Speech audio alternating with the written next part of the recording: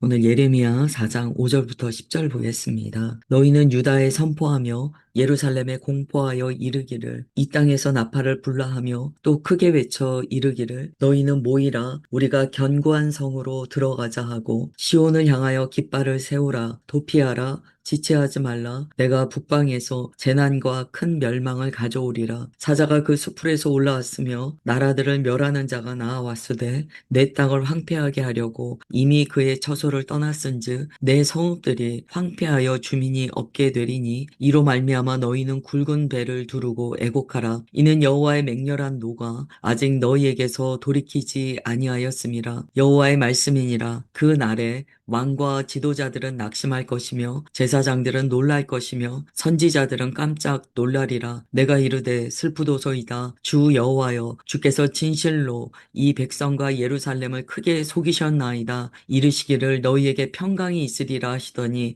칼이 생명에 이르렀나이다. 아멘. 오늘 말씀에서 가장 우리가 좀 핵심으로 잡아야 될 단어는요. 10절에 있습니다. 예레미야가 이렇게 소리를 칩니다. 하나님 너무 슬픕니다. 하나님께서 우리를 크게 속이셨습니다. 라고 이야기를 합니다. 참 이해가 안 되는 구절이죠. 하나님께서 우리를 속이셨다니요. 우리가 신앙생활을 할 때요. 이런 경험을 합니다. 주님께서는 우리를 보호해 주세요. 그리고 우리를 주의 은혜로 붙들어 주십니다. 그러나 하나님께서 우리에게 겪어야 할 것들을 겪게 하시는 때가 있어요. 그때 우리의 마음이 주님 나를 속이셨네. 이런 마음이 들 수 있다는 거죠. 예레미야가 실제로 그렇게 하나님께 외쳤습니다. 우리가 어제까지 보았던 1절부터 4절은요. 3장에서 이스라엘이 회개한 것에 대한 하나님의 당부셨어요. 이스라엘이 회개한다고 3장에서 막 이야기합니다. 하나님께서는 어제의 말씀까지 너희들의 마음에 진심이 담겨야 한다. 너희들이 정말 마음에 두꺼운 것들을 베어내고 주님 앞에 전심으로 부드러운 마음으로 나와야 한다. 할례를 받아야 한다. 이런 말씀을 주셨어요. 근데 이제 우리가 4절까지 봤으면 또 기대하게 됩니다. 그러면 우리가 회개하면 주님께서는 우리를 살려주실 거야. 라고 생각하게 돼요. 그런데 오늘 읽은 5절부터 10절까지 보면 주님께서는 여전히 북방에서 오는 적이 있다. 라고 말씀하세요. 이 북방에서 오는 적, 하나님께서 정하신 이 시대 가운데 하나님의 이 몽둥이의 역할을 하는 채찍의 역할을 하는 나라와 민족이 있다는 거예요. 오늘날의 단어로 이야기하면 전쟁에 관한 말씀입니다. 전쟁이 일어난다. 이제 전쟁을 경고하시는 굉장히 긴박함이 나타나요. 굉장히 명령이요 짧고 강합니다. 나팔을 불어라, 모여라, 깃발을 세워라, 도피해라, 지체하지 말아라 이렇게 말씀해요. 그 1절부터 4절까지의 말씀과 지금의 말씀은요 어조가 많이 다르죠. 훨씬 더 압축된 긴장감이 느껴집니다. 5절과 6절에 보시면 먼저 이렇게 말씀하세요. 쇼파르를 불어라, 나팔을 불어라 이렇게 말씀합니다. 우리가 민수기도 봤고요. 그 전에 뭐 출애굽기 계속 보고 있습니다만 이 나팔이라는 것은요 하나님께 어떠한 사인을 보내는 의미를 갖습니다. 지금 여기에서의 나팔은요 침입자가 온다는 경고의 나팔이에요. 그리고 이 나팔을 불 때 하나님께서 이 나팔을 들으시고 동시에 또한 우리를 도와주세요. 그러니까 성경을 볼 때 우리가 사실 힘든 것은요 너희 삶은 이 땅에서 아무 일도 없어라고 주님께서 말씀하지는 않으신다는 거예요. 이 광야길이라는 게 여러 가지 일들을 경험하게 됩니다. 주님께서 이때 뭐라고 말씀하시냐면 너희는 모여라 그리고 견고한 성에 들어가라 라고 말씀하세요. 고난이 없는 것은 아니지만 모여서 견고한 성에 들어가게 하셨다는 거예요. 여기에서 우리가 하나님의 공의의 심판과 더불어 강력하게 선포되는 주의 사랑을 경험하게 됩니다. 하나님께서는 우리를 내버려 두시는 하나님이 아니에요. 어떤 순간마다 나타나셔서 우리를 도우신다는 거죠. 또한 이렇게 말씀하세요. 시온을 향하여 깃발을 세워라. 도피하라. 지체하지 말아라. 굉장히 강력하면서도 속도감 있는 명령이 연달아 선포됩니다. 왜 그런가? 그 이유가 나오는데요. 이렇게 말씀하세요. 내가 북방에서 재난과 큰 멸망을 가져오리라. 여기서 결정적인 것은 이제 내가 하나님이시라는 거죠. 하나님께서 심판을 행하고 계시다라는 거야. 여러분, 이러한 음성을 우리가 들었을 때 어떻게 해야 될까요? 어떻게 해야 될까요? 여러분, 이때 우리가 지혜가 있어야 됩니다. 이 세상에서도 이런 얘기를 해요. 고민할 때와 선택할 때가 있다. 충분히 고민해야 되는 시기가 있습니다. 어떤 선택을 위하여 충분히 여러 가지 상황을 종합해 보면서 고민하고 계획해야 되는 시기가 있어요. 그러나 그 시기가 지나 이제는 선택의 때라면 과감하게 선택을 해야 돼요. 세상에서도 그렇게 이야기합니다. 때에 맞는 생각의 결단이 있어야 한다. 행동의 모습이 있어야 한다. 세상도 그렇게 가르치죠. 하나님과의 관계에서도 마찬가지입니다. 이 예레미야서를 보면은요, 하나님의 결정에 따라 움직이는 것이 얼마나 중요한가를 우리가 깨닫게 돼요. 계속하여 어떤 사람들은요, 아니야, 하나님은 우리를 보호하실 거야. 아니야, 하나님은 이런 일 절대 하실 리가 없어. 라는 어떤 자기의 결론과 자기 확신을 가지고 움직이지 않는 경우들을 보게 됩니다. 근데 과연 우리가 그것이 순종인가에 대해서는 질문해 봐야 돼요. 우리의 순종은 무엇인가? 하나님의 말씀에 따라 움직이고 복종되어지는 것이 하나님의 말씀에 순종하는 것 아니겠습니까? 어떤 나의 판단이나 나의 옳음으로 하나님의 음성을 듣기 시작하면 잘못 듣게 됩니다. 이스라엘 사람들은요, 자신들이 이 선민이라는 생각이 있죠. 지금도 있어요. 그러니까 어떤 생각이 있냐면 하나님께서 그러실 리가 있어? 아니, 하나님이 우리를 선택하셨는데 이 생각이 마치 하나님께는 정말 나밖에 없는 것처럼 생각하게 된다는 거예요. 그래서 이 선민 사상이 어떤 아집으로까지 나아가게 됩니다. 그래서 하나님의 생각을 자기가 판단하고 하나님의 생각을 자기가 오해해서 풀게 되었다는 거예요. 이 예레미야서에는요, 이 상황이 잘 나타납니다. 그 예레미야가 하나님의 경고의 음성을 막 이야기하거든요. 근데 그걸 받지를 못해요. 아니, 하나님이 어떻게 나한테 이러실 수가 있어. 뭐 그 말이 신앙생활 안에서 가능합니다. 잘못은 아니에요. 그러나 하나님께서 우리에게 무언가 이렇게 긴박하고 강조하셔서 계속 말씀하실 때는 우리가 나의 판단으로 하나님의 말씀을 재단하지 않도록 조심해야 합니다. 주의 말씀을 말씀 그대로 받아야 돼요. 그 당시 시대적인 상황은요, 이미 하나님께서 북방의 적을 예비하신 상태였어요. 그러면 어떻게 해야 됩니까? 그것에 대해서 인정하고 하나님께서 말씀하시는 이 나팔에 대한 온전한 메시지를 받아야 합니다. 주님께서 모여서 견고한 성에 들어가라 이러셨잖아요. 오늘로 이야기하면 믿는 자들을 하나님의 보호 안에 두시겠다는 선언이에요. 심판 중에도 긍휼을 잊지 않으시는 하나님의 말씀에 반응해야지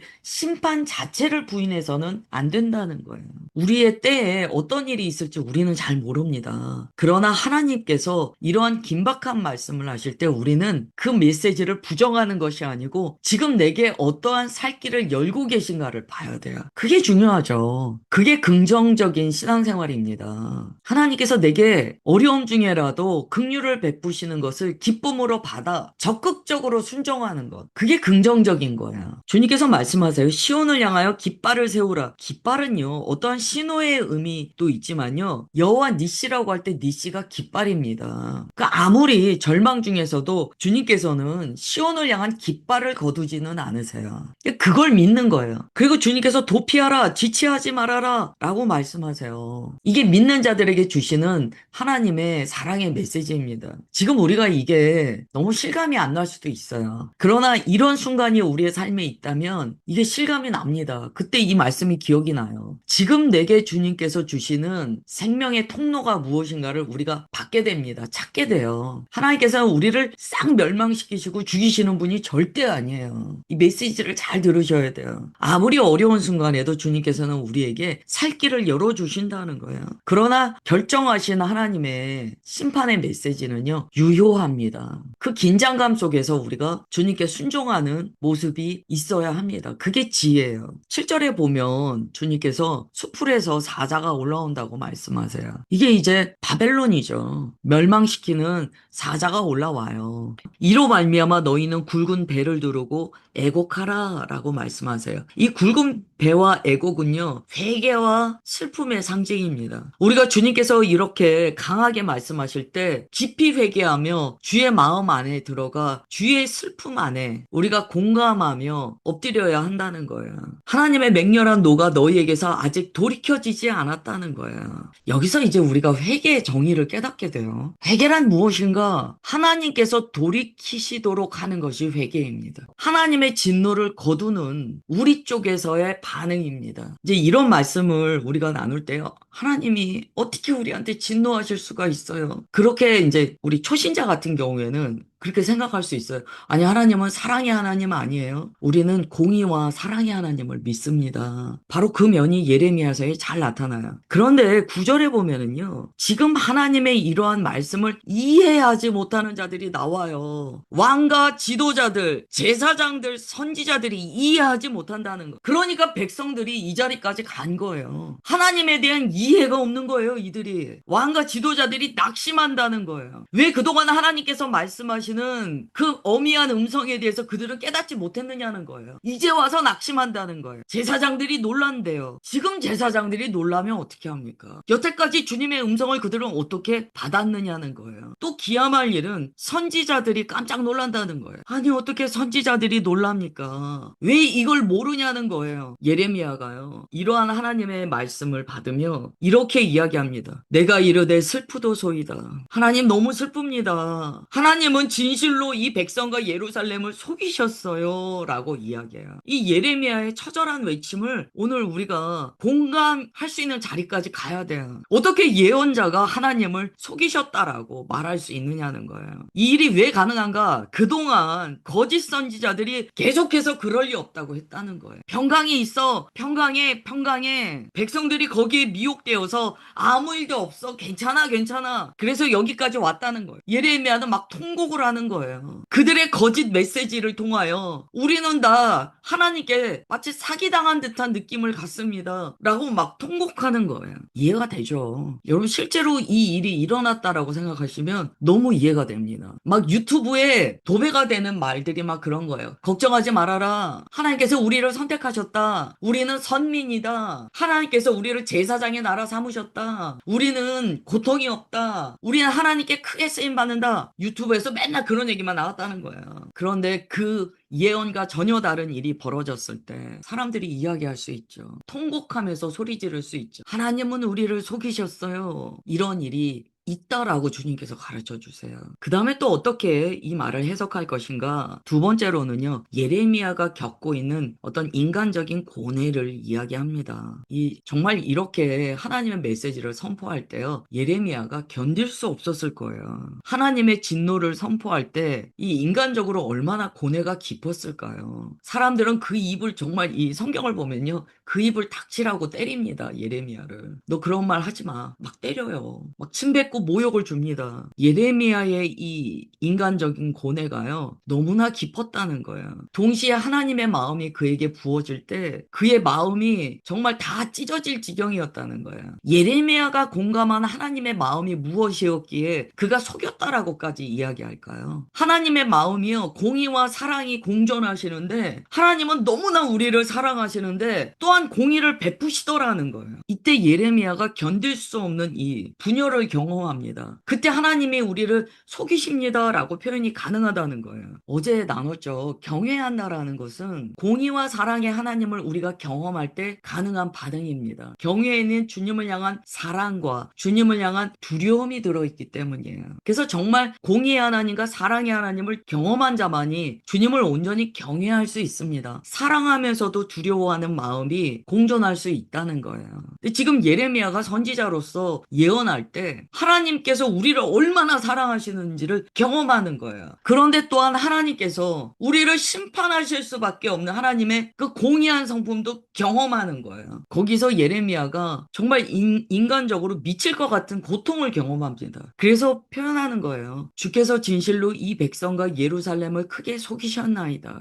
우리가 하나님의 성품을 깨달아야 합니다. 하나님께서는요, 어디 치우치지 않으세요. 그것이 바로 예수님의 십자가 사건입니다. 하나님께서 우리를 지으셨기 때문에 너무 사랑하세요. 그런데 그 사랑은요, 공의를 버리는 사랑은 절대 아니에요. 진노와 사랑이 하나님 안에 공존하신다는 거예요. 그런데 하나님께서는 우리를 사랑하시기 때문에 그 진노를 하나님의 아들에게, 즉 하나님 자신에게 쏟기로 결단하셨습니다. 그게 십자가 사건이에요. 이 예레미야서에는요, 하나님의 공의하심과 이 사랑의 충돌이 있습니다. 그래서 계속 우리가 읽을 때 예레미야가 오늘 고백한 하나님 우리를 속이셨어요. 믿으셨어요? 라는 그 생각이 우리에게 자꾸 들어요. 또한 우리가 하나님을 믿을 때요. 이런 마음이 우리 안에 있습니다. 사람이 하나님의 공의와 사랑에 공존하시는 이 성품을 경험한다는 것은요. 사실은 고통입니다. 우리는 사랑만 원하잖아요. 예레미야는 눈물의 예언자라고 불려요. 그가 왜 눈물의 예언자가 되었을까요? 제가 서두에 나눈 적이 있습니다. 이 사람은 F의 성향이에요. 감정이 풍부하고 공감 능력이 뛰어난 사람입니다. 이런 사람이 하나님의 공의와 사랑의 그 심판을 선언했을 때 너무나 고통스러웠다는 거예요. 그래서 예레미야가요, 눈물의 예언자예요. 남들이 핍박해서 울었다는 것보다는요, 자기가 너무 이 예언 자체가 힘들었어요. 막 울면서 예언합니다. 그런데 그 예언의 내용은요, 또 공의의 메시지가 담겨 있다는 거예요. 예레미야의 이런 걸 이제 뭐 자아분열이라고 하죠. 마음의 극심한 고통과 하나님의 공의와 사랑의 성품을 다 담고 있는 말씀을 오늘 우리가 이 아침에 나눴습니다. 우리는 주님을 경외하는 하나님의 백성들이에요. 우리가 주님을 경외한다는 것은 내가 원하는 하나님의 성품만을 붙드는 것이 아닙니다. 하나님께서 있는 그대로 우리를 받아주신 것 같이 우리도 하나님의 존재하시는 그대로를 받는 것이 믿음이에요. 예레미야서는 우리를 하나님의 존재하시는 그대로 받도록 도와줍니다. 그 자리가 아플지라도 그것이 주님이시기에 주님의 모든 것에 아멘하며 순종하는 것을 가르쳐주는 성경이 바로 예레미야서예요.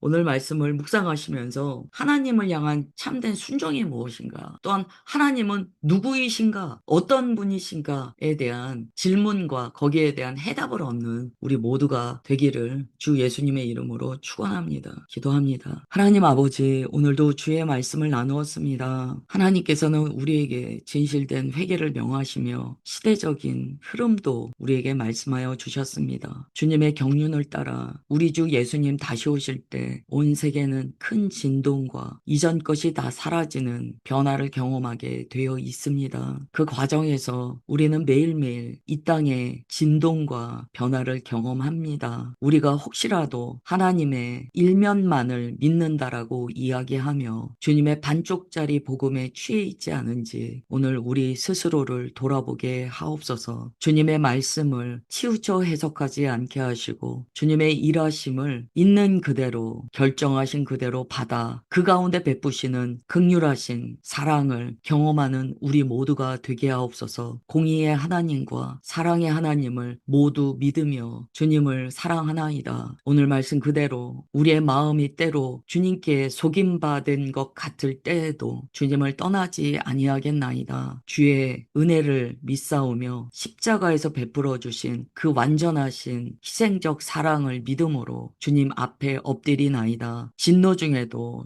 주의 백성들을 향한 사랑을 잊지 아니하시는 주님께서 오늘 주의 자녀들 덮어주시고 주의 긍휼과 보호하시는 사랑으로 인도하여 주옵소서. 그렇게 함께 하시는 주님께 모든 감사와 사랑을 올려드리오며 사랑하는 주 예수 그리스도의 이름으로 기도드리옵나이다. 아멘.